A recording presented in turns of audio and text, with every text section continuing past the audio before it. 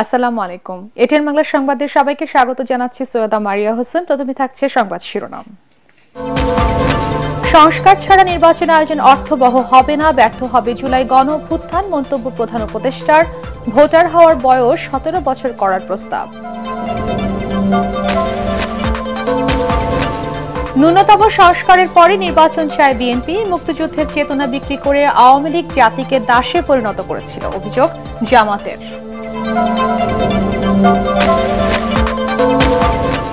জুলাই গণহত্যার সাথে জড়িতরা নির্বাচনে অংশ নিতে পারবে না, জানালেন অ্যাটর্নি জেনারেল। সাবেক প্রধান বিচারপতি খায়রুল হকের বিচার দাবি। শুনছিলেন সংবাদ শিরোনাম, এবারে বিস্তারিত। ঐক্যবিহীন সংস্কার ও সংস্কারবিহীন নির্বাচন অর্থবহ হবে না। সে কারণেই সংস্কার প্রক্রিয়ায় জাতীয় ঐক্যমত্য প্রতিষ্ঠার সব নাগরিককে অংশ নেওয়ার আহ্বান জানিয়েছেন প্রধান উপদেষ্টা ডক্টর মোহাম্মদ ইউনূস। তিনি বলেন, ন্যায়ভিত্তিক সমাজ প্রতিষ্ঠা ছাড়া জুলাই অভ্যুত্থান কোনোভাবেই ফলপ্রসূ হবে না। রাজধানীতে ফোরাম ফর বাংলাদেশ স্টাডিজ আয়োজিত সংলাপে এসব কথা বলেন প্রধান উপদেষ্টা। ভোটার হওয়ার বয়স কমিয়ে 17 বছর নির্ধারণ করা উচিত বলেও মত দেন তিনি। বিস্তারিত জানাচ্ছেন একরামুল হক সায়েম। রাজধানীর কৃষিবিদ ইনস্টিটিউটে দুদিনব্যাপী আয়োজিত ঐক্য, সংস্কার ও নির্বাচন নিয়ে সংলাপে অংশ নেন বিএনপি, জামাতে ইসলামী সহ বিভিন্ন রাজনৈতিক দলের নেতা ও নাগরিক সমাজের প্রতিনিধিরা। এর উদ্বোধনী পর্বে ভার্চুয়ালি অংশ নেন প্রধান উপদেষ্টা ডক্টর মোহাম্মদ ইউনূস। এ সময় তিনি বলেন, বৈষম্যহীন রাষ্ট্র গঠনে ঐক্যই মূল শক্তি। গত 5 মাসে সেই ঐক্য আরও মজবুত হয়েছে বলে মনে করেন প্রধান উপদেষ্টা। গণঅভ্যুত্থানের বিরুদ্ধ শক্তি আমাদের মধ্যে ভাঙন সৃষ্টি করার ক্রমাগত প্রয়াস চালাতে থাকায় আমাদের ঐক্য আরও মজবুত হচ্ছে। ঐক্য, সংস্কার ও নির্বাচন। সংস্কার বিষয়ে আমাদের মধ্যে ঐকমত্য প্রয়োজন, এর কোনো বিকল্প নাই। এই 3 লক্ষ্যের কোনোটিকে ছাড়া কোনোটি সফল হতে পারবে না। ঐক্যবিহীন সংস্কার কিংবা সংস্কারবিহীন নির্বাচন বাংলাদেশকে এগিয়ে নিতে পারবে না। পাশাপাশি আমরা ভুলতে পারি না যে আমাদের ছাত্র জনতা অটুট সাহসে শিশু হত্যাকারী ও পৈশাচিক ঘাতকদের মোকাবেলা করেছে। মানবতার বিরুদ্ধে এমন নিষ্ঠুরতাকে অবশ্যই বিচারের মুখোমুখি করতে হবে। স্বাধীনতার পর এক অভূতপূর্ব সুযোগ এসেছে জানিয়ে তিনি বলেন, এই সুযোগ গ্রহণে ব্যর্থ হলে ক্ষমা করবে না ভবিষ্যৎ প্রজন্ম। সবার পক্ষ থেকে সর্বোচ্চ কণ্ঠে ঘোষণা দেয়া যে আমরা এই সুযোগ কিছুতেই হাতছাড়া হতে দেব না। আমরা একতাবদ্ধভাবে এই সুযোগের প্রতিটি মুহূর্ত সর্বোত্তম কাজে লাগাবো। সংস্কারের যে মহান দায়িত্ব ঐতিহাসিক কারণে আমাদের কাছে এসে গেছে, এই দায়িত্ব আমাদের প্রত্যেককে, প্রতি নাগরিককে, রাজনৈতিক দলকে, প্রতিটি সামাজিক, অর্থনৈতিক, ব্যবসায়িক এবং ধর্মীয় জনগোষ্ঠীর প্রত্যেককে দৃঢ়তার সঙ্গে সংস্কারের মহাযজ্ঞে আনন্দের সঙ্গে ঝাঁপিয়ে পড়তে হবে। ন্যায়ভিত্তিক সমাজ প্রতিষ্ঠা ছাড়া জুলাই অভ্যুত্থান ফলপ্রসূ হবে না বলেও মন্তব্য করেন প্রধান উপদেষ্টা। এমন রাজনৈতিক ও রাষ্ট্রীয় পরিবেশ থাকবে যেখানে সংখ্যালঘু, সংখ্যাগুরু এই পরিচিতি অবান্তর হয়ে পড়বে। সবার একটিই পরিচয়, আমি বাংলাদেশের নাগরিক এবং রাষ্ট্র আমাকে আমার সকল অধিকার প্রদান করতে বাধ্য। রাষ্ট্রের কাছে এবং অন্য নাগরিকের কাছে আমার অন্য কোনো পরিচয় দেবার প্রয়োজন হবে না, যেখানে ব্যক্তিবন্দনার কোনো সুযোগ থাকবে না। দেশের ভেতরে বা বাইরে প্রভুভৃত্যের কোনো সম্পর্কের সুযোগ থাকবে না। অনুষ্ঠানে ডক্টর মোহাম্মদ ইউনূস রাষ্ট্র গঠনে তরুণদের মতামতের গুরুত্ব দিয়ে ভোটার হওয়ার বয়স 17 বছর করার পক্ষে মত দেন। ধরুন, আমি তরুণদের তাড়াতাড়ি ভোটার করার পক্ষে। যে যত তরুণ, পরিবর্তনের প্রতি তার আগ্রহ তত বেশি, এই হলো আমার যুক্তি। তারুণ্য তাকে শক্তি যোগায়, তথ্য প্রযুক্তির সঙ্গে তার গভীর সখ্যতা তাকে এই শক্তি যোগায়। তরুণরা সংখ্যায়ও বেশি, দেশের ভবিষ্যৎ নিয়ে তার আগ্রহী। নিজের ভবিষ্যৎ নিয়ে তার মতামত নেবার জন্য আমি মনে করি ভোটার হওয়ার বয়স 17 বছর নির্ধারিত হওয়া উচিত। এ সময় প্রধান উপদেষ্টা বলেন, একই সঙ্গে চলতে থাকবে সংস্কার ও নির্বাচনের প্রস্তুতি। ভোটের প্রস্তুতি নেওয়া নির্বাচন কমিশনের কাজ, আর জানুয়ারিতে 15টি সংস্কার কমিশনের প্রতিবেদন পাওয়া যাবে বলে জানান অন্তর্বর্তী সরকারের প্রধান। মানবিক মর্যাদা ও ন্যায় বিচারের পথে একরামুল হক সায়েম, এটিএন বাংলা, ঢাকা। ন্যূনতম সংস্কার শেষে দ্রুত নির্বাচনের তাগিদ দিয়েছে বিএনপি। একই সাথে কোনো অবস্থাতেই ৭১কে ভুলে না যাওয়ার সতর্ক করেছেন দলটির মহাসচিব মির্জা ফখরুল ইসলাম আলমগীর। রাজধানীর কৃষিবিদ ইনস্টিটিউটে ফোরাম ফর বাংলাদেশ স্টাডিজ আয়োজিত জাতীয় সংলাপে তিনি এসব কথা বলেন। জুলাই বিপ্লবের রাজপথে একসাথে আন্দোলন করার রাজনৈতিক দলগুলো সংস্কার এবং নির্বাচন ইস্যুতে তাদের অবস্থান তুলে ধরে সংলাপে। ফজল রাবির রিপোর্ট। ৫ আগস্ট গণঅভ্যুত্থানে পরিবর্তিত রাজনৈতিক পরিস্থিতিতে দেশে অন্তর্বর্তী সরকার হাত দিয়েছে রাষ্ট্র সংস্কারের কাজে। এমন প্রেক্ষিতে ঐক্যের সন্ধানে শুক্রবার সংলাপে বসে জুলাই আন্দোলনে রাজপথে থাকা রাজনৈতিক দল ও বিশিষ্টজনরা। রাজনৈতিক দল, সিভিল সোসাইটি, সংগঠন প্রত্যেকেই যে জায়গাটায় এসে দাঁড়াচ্ছেন সেটা হচ্ছে এমন একটি রাষ্ট্র ব্যবস্থা তৈরি করা দরকার যে রাষ্ট্র ব্যবস্থায় জবাবদিহিতা হবে প্রাথমিক ভিত্তি। রাজনৈতিক দলগুলোর মধ্যে মতবিরোধ থাকলেও সবার চাওয়া জনগণের ক্ষমতায়ন। এক্ষেত্রে বিএনপি মনে করে দীর্ঘমেয়াদী রাজনৈতিক চর্চার মধ্য দিয়েই একটি আদর্শ ও মানবিক রাষ্ট্র গড়ে উঠবে। দলটির মহাসচিব বলেন, সংস্কারের কোনো শর্টকাট নাই, তাই দ্রুত নির্বাচনের তাগিদ দিয়ে তিনি বলেন, ভোটের যত দেরি হবে সমস্যা তত বাড়বে। আমরা সব সময়ই গণতন্ত্রের সংস্কারের পক্ষে, অর্থাৎ গণতন্ত্রে পৌঁছানোর জন্য প্রয়োজনীয় সংস্কার তার আমরা পক্ষে, তার জন্য আমরা কাজ করেছি, করব ভবিষ্যতে। কিন্তু একই সঙ্গে আমরা মনে করি যে জনগণকে বাদ দিয়ে কোনো কিছু করাই, উপর থেকে আপনার চাপিয়ে দিয়ে কোনো কিছু করা যাবে না। জরুরি কথা আমার কাছে মনে হয়েছে যে আমরা যেন ৭১কে ভুলে না যাই। ১৯৭১ সাল, এটাকে যেন আমরা কখনো ভুলে না যাই। ঐক্য মজবুত রাখতে কথা বলার ক্ষেত্রে সচেতন থাকার পরামর্শ দেন জামাতের সেক্রেটারি জেনারেল। আমরা যেন এমন কোনো বক্তব্য বিবৃতি না, আমার দলীয় বক্তব্য আমি বলবো, কিন্তু ফ্যাসিবাদ বিরোধী সংগ্রামকে বিতর্কিত করে দলের মধ্যে বিভেদ তৈরি হয়, আমরা যেন সে ব্যাপারে আরো গার্ডেড ল্যাঙ্গুয়েজে কথা বলি। অন্য রাজনৈতিক দলগুলো মনে করে গণতন্ত্রের জন্য ঐক্যমতের সাথে প্রয়োজন সদিচ্ছা। বাংলাদেশের মতো বিকাশমান গণতান্ত্রিক দেশে এই সাংবিধানিক পদগুলোর নিয়োগ আমাদেরকে এমন একটা কমিশনের হাতে দিতে হবে যেখানে সরকারি দল, বিরোধী দলের বিচার বিভাগের প্রতিনিধিত্ব থাকে। দুদিনের সংলাপের প্রথম দিনে বক্তারা রাষ্ট্র সংস্কারের উদ্যোগের পাশাপাশি মানবাধিকার সুরক্ষা, মানুষের ক্রয় ক্ষমতা ও কর্মসংস্থানের বিষয়টি বিবেচনায় রাখার তাগিদ দেন। ধৈর্য ধরবো কিভাবে যদি আমার পাশের বাড়িতে রাত্রিবেলা 11টার সময় ডাকাতি হয়, সবচেয়ে সম্ভ্রান্ত বাড়ি এলাকাতে, তাহলে যদি ওই নিরাপত্তা যদি আমার না থাকে, কতদিন আমি সংস্কারের জন্য অপেক্ষা করে থাকবো? ফজল রাব্বি, এটিএন বাংলা, ঢাকা। অবস্থায় হয় মুক্তিযুদ্ধের চেতনা বিক্রি করে ৫৩ বছর আওয়ামী লীগ জাতিকে দাসে পরিণত করেছিল বলে মন্তব্য করেছেন জামাতে ইসলামীর আমির ডাক্তার শফিকুর রহমান। যশোর ঈদগাহ ময়দানে জেলা জামাতের কর্মী সভায় তিনি বলেন, চাঁদাবাজ ও দুঃশাসন মুক্ত বৈষম্যহীন দেশ করতে জনগণ জামাতের দিকে তাকিয়ে আছে। যশোর থেকে তামান্না ফারজানার রিপোর্ট, জানাচ্ছেন আশিকুর রহমান। যশোর জেলা জামায়াতের আমির অধ্যাপক গোলাম রাসূলের সভাপতিত্বে কর্মী সম্মেলনে প্রধান অতিথি ছিলেন দলের আমির ডাক্তার শফিকুর রহমান।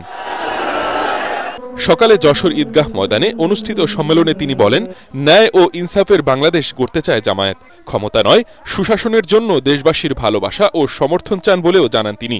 আমরা আপনাদের একটু ভালোবাসার কান ধরব, আপনারা যেন আমাদেরকে একটু ভালোবাসা উপহার দেন।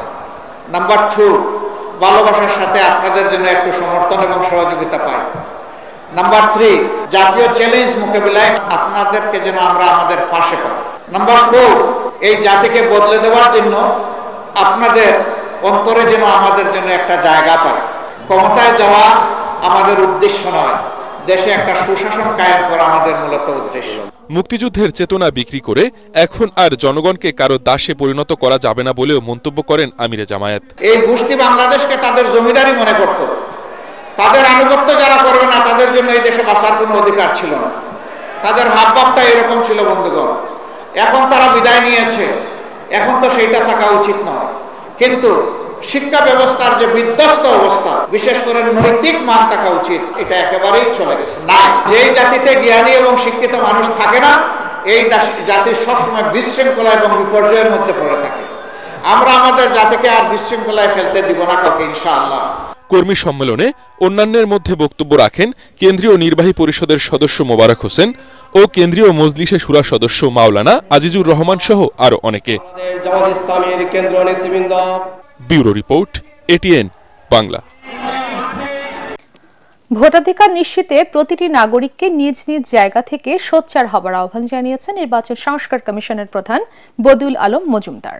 নতুন বাংলাদেশে অবাধ, সুষ্ঠু ও নিরপেক্ষ নির্বাচন আয়োজনে সবাইকে ঐক্যবদ্ধ হওয়ার আহ্বানও জানান তিনি। এ সময় জাতীয় নাগরিক কমিটির আহ্বায়ক নাসির উদ্দিন পাটোয়ারি বলেন, শুধু ক্ষমতার জন্য নয়, দেশের রাজনীতি হতে হবে আদর্শ কেন্দ্রিক। রিপোর্ট ঐশী গোস্বামী প্রমাণ। রাজধানীর কৃষিবিদ ইনস্টিটিউশনে অনুষ্ঠিত হয় ফোরাম ফর বাংলাদেশ স্টাডিজ আয়োজিত জাতীয় সংলাপ, যেখানে বিভিন্ন সেশনে আলোচনায় অংশ নেন বিভিন্ন শ্রেণী পেশার মানুষ। গণঅভ্যুত্থানের পর রাষ্ট্র সংস্কারে সবাইকে একযোগে কাজ করার তাগিদ দেন প্রায় সবাই। যারা আহত, যারা নিহত, তাদের পরিবার তারা কিভাবে চলছে সেটা নিয়ে আমাদের যথেষ্ট ভাবা হচ্ছে, তার ভাবার কোনো কারণ নেই। এতে জাতীয় নাগরিক কমিটির আহ্বায়ক নাসির উদ্দিন পাটোয়ারি বলেন, নতুন বাংলাদেশে প্রতিটি নাগরিকের সমান অধিকার নিশ্চিত করতে হবে। আমরা এমন একটি বাংলাদেশ চাই যেখানে সচিবালয়ের পদগ্রহণকারী সচিবগুলো কোনো ব্যক্তি বা দলের তাদের আশীর্বাদে মদতপুষ্ট না হয়ে জনগণের কাতারে গিয়ে তাদের সেবক হিসেবে কাজ করবে। নির্বাচনে অর্থ ও পেশিশক্তি বন্ধে রাজনীতিবিদদের দৃষ্টিভঙ্গি পরিবর্তনের তাগিদ দেন নির্বাচন ব্যবস্থা সংস্কার কমিশন প্রধান বদিউল আলম মজুমদার। আমরা যদি গণতান্ত্রিক উত্তরণ চাই, এর পরিবর্তন চাই, আমাদের মধ্যে পরিবর্তন আনতে হবে। আমাদের মন মানসিকতা, আমাদের দৃষ্টিভঙ্গি, আমাদের রাজনীতিবিদদের মন মানসিকতা, দৃষ্টিভঙ্গি, বিশ্বত রাজনৈতিক সংস্কৃতির যদি পরিবর্তন হয় তাহলেই এটার পরিবর্তন হবে। হাসিনা যদি না পালাইতো আমরা হয়তো বেঁচে থাকতাম না। তাই আমি উপকারভোগী এবং আমরা সবাই কিন্তু উপকারভোগী। ওকে, তাই আমাদের সেই ঋণ শোধ করতে হবে। তাই আমাদের একতাবদ্ধ হইতে হবে। সুষ্ঠু নির্বাচন আয়োজনে আন্তরিক হওয়ার বিকল্প নেই বলেও মনে করেন বক্তারা। ঐশী গোস্বামী প্রমা, এটিএন বাংলা, ঢাকা। জুলাই হত্যাকাণ্ডের সাজা হলে শেখ হাসিনা সহ আওয়ামী লীগ নেতারা নির্বাচনে অংশ নিতে পারবে না বলে জানিয়েছেন attorney general advocate Mohammad Asaduzzaman. এ সময় তিনি আরও জানান, আগামী নির্বাচনে বিএনপি চেয়ারপারসন বেগম খালেদা জিয়ার অংশ নিতে আইনি বাধা নেই। এ সময় তত্ত্বাবধায়ক সরকার ব্যবস্থা বাতিল করায় সাবেক প্রধান বিচারপতি খায়রুল হককে বিচারের আওতায় আনার দাবি জানান ডিবেট ফর ডেমোক্রেসির চেয়ারম্যান ও এটিএন বাংলার পরিচালক বার্তা হাসান আহমেদ চৌধুরী কিরণ। বিস্তারিত তরিক ইসলামের রিপোর্টে। মনোনয়ন বাণিজ্য নিজেই তো একটি অপরাধ। নির্বাচনী অপরাধীদের শাস্তি নিশ্চিতকরণ বিষয়ে রাজধানীর এফডিসিতে ডিবেট ফর ডেমোক্রেসির আয়োজনে অনুষ্ঠিত হয় ছায়া সংসদ। অতীতে নির্বাচনী অপরাধীদের শাস্তি নিশ্চিত করতে পারলে। অনুষ্ঠানে প্রধান অতিথির বক্তব্যে বাংলাদেশের attorney general advocate Mohammad Asaduzzaman বলেন, জুলাই বিপ্লবে হত্যাকাণ্ডে যারা জড়িত তারা নির্বাচনে অংশ নিতে পারবেন না। বিএনপির চেয়ারপারসন সাবেক প্রধানমন্ত্রী বেগম খালেদা জিয়া আগামী জাতীয় নির্বাচনে অংশ নিতে কোনো আইনগত বাধা আছে কিনা। ওনার যে মামলাগুলো আছে সেই মামলাগুলো ইতিমধ্যে অনেকটা খালাস হয়েছে, অনেকে মুক্তি আছেন এবং সেখানে আইনগত কোনো বাধা আমি আপাতত দেখছি না। আওয়ামী লীগ বাংলাদেশের মানুষের দৃষ্টিতে, পৃথিবীর ইতিহাসে, পৃথিবীর মানুষের সামনে একটি স্বৈরাচারী রাজনৈতিক দল হিসেবে ইতিমধ্যে আবির্ভূত হয়েছে। তারা বাংলাদেশে নির্বাচন করলেন বা না করলেন তার উপর ভিত্তি করে বাংলাদেশ অন্তর্ভুক্তিমূলক নির্বাচন হবে কি হবে না সেই বিষয়টা এখানে মুখ্য বিবেচ্য হিসেবে সামনে আসবে না। এ সময় ডিবেট ফর ডেমোক্রেসির চেয়ারম্যান হাসান আহমেদ চৌধুরী কিরণ বলেন, যারা নির্বাচনী শপথ ভঙ্গ করেছেন তাদের শাস্তির আওতায় আনতে হবে। তত্ত্বাবধায়ক সরকার বাতিল করে বাংলাদেশের নির্বাচন ব্যবস্থাকে ধ্বংস করে দেবার প্রধান কারিগর হিসেবে বিচারপতি খায়রুল হককে গ্রেফতার করা, আইনের আওতায় আনা এখন শুধুমাত্র সময়ের দাবি। নুরুল হুদার নেতৃত্বাধীন কমিশনের বিরুদ্ধে জাতীয় নির্বাচনে গুরুতর অসদাচরণ এবং আর্থিক অনিয়মের যে অসঙ্গতি কথা বলা হয়েছে, সেই অভিযোগের ভিত্তিতে তার এখন সেই তদন্ত করবার জন্য আমরা অনুরোধ জানাতে চাই। বিগত 3টি নির্বাচন দিল্লির প্রেসক্রিপশনে অনুষ্ঠিত হয়েছে বলেও এ সময় মত দেন বক্তারা।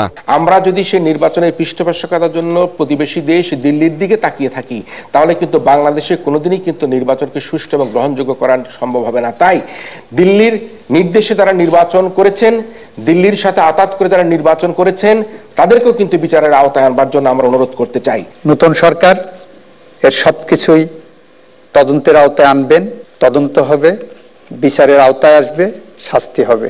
প্রতিযোগিতায় বাংলাদেশ ইউনিভার্সিটিকে হারিয়ে বিজয়ী হয় ইস্টার্ন ইউনিভার্সিটির শিক্ষার্থীরা। তরিক ইসলাম, এটিএন বাংলা, ঢাকা। সচিবালয়ে অগ্নিকাণ্ডের উৎস ও কারণ অনুসন্ধানে কাজ শুরু করেছে সরকার গঠিত তদন্ত কমিটি। সকালে কমিটির সদস্যরা ঘটনাস্থল পরিদর্শন করেছেন। 3 দিনের মধ্যে প্রাথমিক প্রতিবেদন জমা দেওয়ার কথা রয়েছে তাদের। তদন্ত কমিটির সদস্য ফায়ার সার্ভিসের মহাপরিচালক ব্রিগেডিয়ার জেনারেল মোহাম্মদ জাহেদ কামাল জানিয়েছেন, দুর্ঘটনা নাকি নাশকতা তা এখনো বলা যাচ্ছে না। মনির হোসেন তপুর রিপোর্ট। সচিবালয়ে অগ্নিকাণ্ডে ক্ষতিগ্রস্ত ভবনে আলামত সংগ্রহে শুক্রবার সকালে আসে সিআইডির ক্রাইম সিন ইউনিট এবং ফায়ার সার্ভিসের একটি বিশেষজ্ঞ টিম। পরে অগ্নিকাণ্ডের অনুসন্ধানে গঠিত উচ্চ পর্যায়ের কমিটির সদস্যরা একে একে প্রবেশ করেন সচিবালয়ে। ঘটনাস্থল পরিদর্শন সহ বিভিন্ন তথ্য সংগ্রহ করেন তারা। প্রাথমিক প্রতিবেদন জমা দেওয়ার পরবর্তী 10 কর্মদিবসের মধ্যে চূড়ান্ত প্রতিবেদন জমা দিবে কমিটি। আমরা তদন্তের কাজটা শুরু করছে, এখনো আমাদের পক্ষে কোনো কিছু বলা সম্ভব না। আমরা ভিজিট করেছি, সবাই দেখেছি, পরে এটা মন্তব্য করা যাবে। অগ্রগতি হচ্ছে, কালকে 3:30টায় আমরা আবার বসবো। এছাড়া সচিবালয়ে বিদ্যুৎ সংযোগ ঠিক করতে কাজ শুরু করেছে ডিপিডিসির কর্মকর্তা কর্মচারীরা। তারা জানান, সচিবালয়ের বিদ্যুতের সাব স্টেশন অক্ষত রয়েছে, তবে ক্ষতিগ্রস্ত জায়গার পানি পুরোপুরি নিষ্কাশন করে সবকিছু মেরামত হওয়ার পরই পুনরায় সংযোগ চালু করা হবে বলেও জানান তারা। মনির হোসেন তপু, এটিএন বাংলা, ঢাকা। মিয়ানমারের অভ্যন্তরে চলা যুদ্ধে গোলা বারুদের শব্দে আতঙ্কে দিন কাটছে সীমান্তবর্তী এলাকার লোকজনের। এর মধ্যে রোহিঙ্গা অনুপ্রবেশের চেষ্টা, চোরাচালান, মাদক পাচার, মাইন্ড বিস্ফোরণ ও জেলেদের ধরে নিয়ে যাওয়ার ঘটনা ঘটেছে।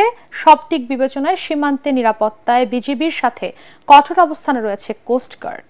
কক্সবাজার থেকে মোয়াজ্জেম হোসেন শাকিলের রিপোর্ট, জানাচ্ছেন মনির হোসেন তপু। মিয়ানমারের রাখাইন রাজ্যে 1 বছরেরও বেশি সময় ধরে যুদ্ধ চলছে সামরিক জান্তা ও আরাকান আর্মির মধ্যে। এতে অনিরাপদ হয়ে পড়েছে বাংলাদেশের সীমান্তবর্তী এলাকা কক্সবাজারের টেকনাফ, সেন্ট মার্টিন, নাফ নদী এবং বান্দরবনের নাইখংছড়ির তুমব্রু সীমান্ত। পার্শ্ববর্তী দেশের অভ্যন্তরে চলা এই উত্তেজনায় আতঙ্কিত সীমান্ত এলাকার বাসিন্দারা। গত পরশুদিন আমার বাড়ির সামনে একটা অনেক বড় আওয়াজ হয়ে পড়ছে, কোস্টগার্ড পার হয়ে গেছে আর কি। বিজিবি গিয়ে ওটাই নিয়ে যাচ্ছিল। আমরা খুব ভয়াবহর মধ্যে আছি। এখানে গোলাগুলি করে, আর ওইখানে আর কারানমে আছে মেয়ের মাঠে, ওগুলা স্টিবুন নিয়ে, টলার নিয়ে, ছোট ছোট টলার নিয়ে ডিউটি করে। তো আমাদের এদিকে বাংলাদেশি বুট দেখলে মতো আমাদেরকে ধরে নিয়ে যায়, ওখানে আটকে রাখে নিয়ে যায় আর গিয়া করি বলে আমাদেরকে টাকা পয়সা নেই। টাকা পয়সা না থাকলে আমাদেরকে মানে ওখান থেকে নদীতে মানে অথবা ফিরি অথবা দোকানে হাত পা বানি করা দিয়ে ওখানে ফেলা যায়। আমাদের গোলাগুলি শুদ্ধ করতে এখানে গুলি ফেরিছে। আমার ঘরের মাঝে গুঞ্জাই না পারি, যাইতেছে, আমার তো ডর লাগে, রাইত হইলে আমরা পাল্টাই উঠি। নাফ নদী সহ সীমান্তবর্তী এলাকার নিরাপত্তা জোরদারে বিজিবির পাশাপাশি কঠোর অবস্থানে রয়েছে কোস্টগার্ড। কিছু কিছু রুট যেটা আমাদেরকে এখন পরিহার করতে হবে, বিকজ ওই রুটটা বিপজ্জনক। কারণ ওদের মধ্যে মাঝে যে যুদ্ধ চলছে, এই যুদ্ধের যে একটা এটাকে বলে যে ইফেক্ট, যেটা স্পিল ওভার, যেটা ইফেক্ট, সেটা আসছে। প্রশাসনের কাছে সীমান্তবর্তী এলাকার লোকজনের প্রত্যাশা নিরাপদ সুন্দর পরিবেশ। Bureau report, ATN Bangla. Al Arafa Islami bank অর্থ সংবাদ।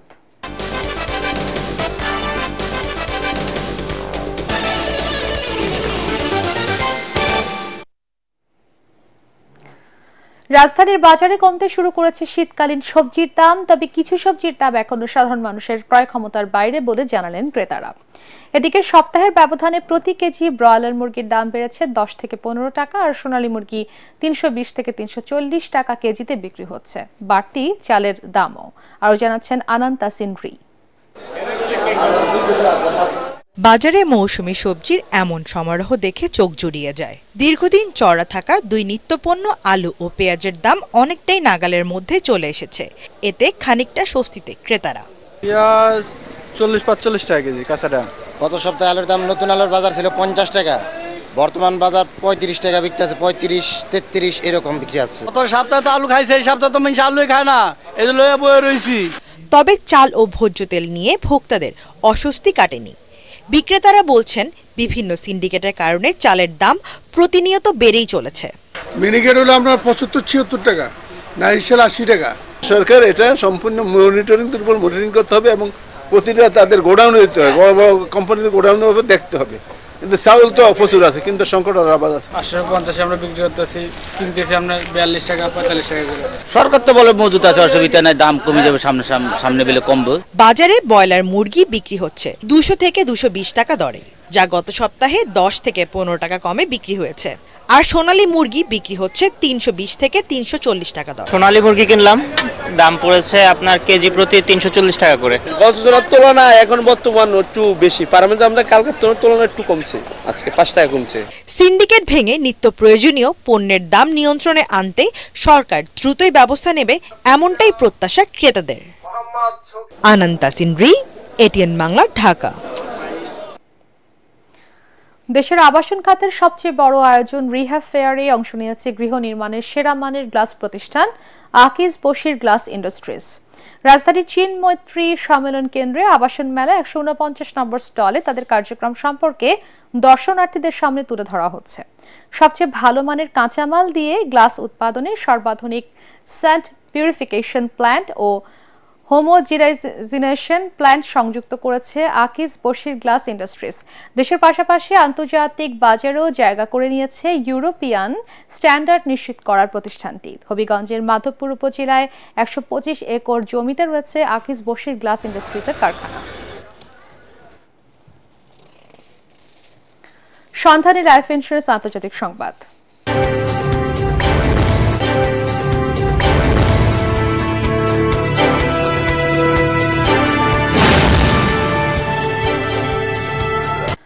সাবেক প্রধানমন্ত্রী ও কংগ্রেসের প্রবীণ নেতা মনমোহন সিং এর মৃত্যুতে ভারতের 7 দিনের রাষ্ট্রীয় শোক ঘোষণা করেছে দেশটির সরকার। সংবাদ মাধ্যম এনডিটিভি জানায়, মনমোহনের শেষকৃত্য হবে পূর্ণ রাষ্ট্রীয় মর্যাদায়। এদিকে মনমোহন সিং এর মৃত্যুতে দলের প্রতিষ্ঠাবার্ষিকী উদযাপন সহ আগামী 7 দিনের সকল কর্মসূচি বাতিল করেছে কংগ্রেস। গত বৃহস্পতিবার রাতে দিল্লির এইমস হাসপাতালে শেষ নিঃশ্বাস ত্যাগ করেন 92 বছর বয়সী অর্থনীতিবিদ মনমোহন সিং। 1991 থেকে 1996 পর্যন্ত ভারতের অর্থমন্ত্রী ছিলেন তিনি। এরপর 2004 ও 2009 সালে দুবার তিনি দেশটির প্রধানমন্ত্রীর দায়িত্ব পালন করেন। এ পর্যায়ে পার্টেক্স খেলার খবর।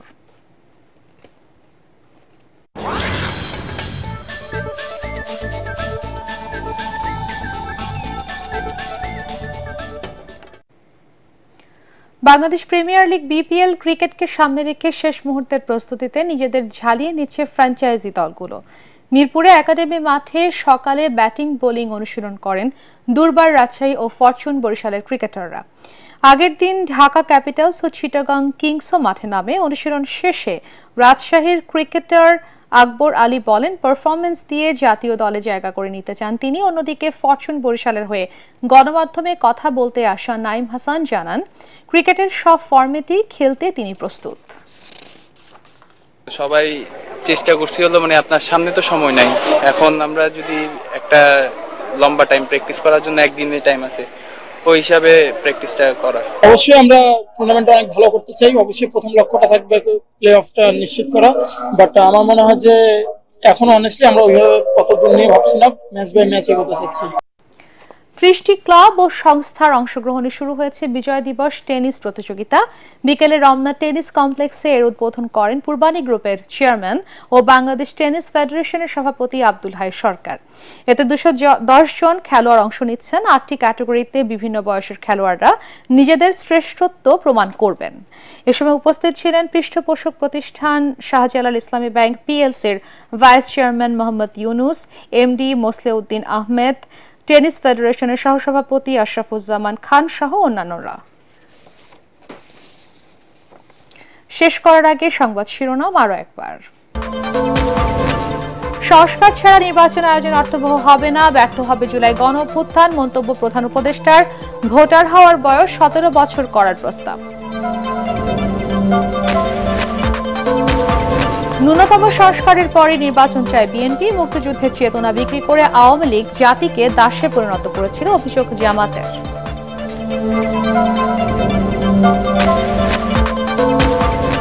জুলাই গণহত্যার সাথে জড়িতরা নির্বাচনে অংশ নিতে পারবে না, জানালেন অ্যাটর্নি জেনারেল। সাবেক প্রধান বিচারপতি খায়রুল হকের বিচার দাবি। পরবর্তী সংবাদ দেখার আমন্ত্রণ জানিয়ে এখনকার মতো শেষ করছি। এটিএন বাংলার সংবাদ ইউটিউবে দেখতে ব্রাউজ করুন, youtube/ATN Bangla News। ধন্যবাদ সবাইকে।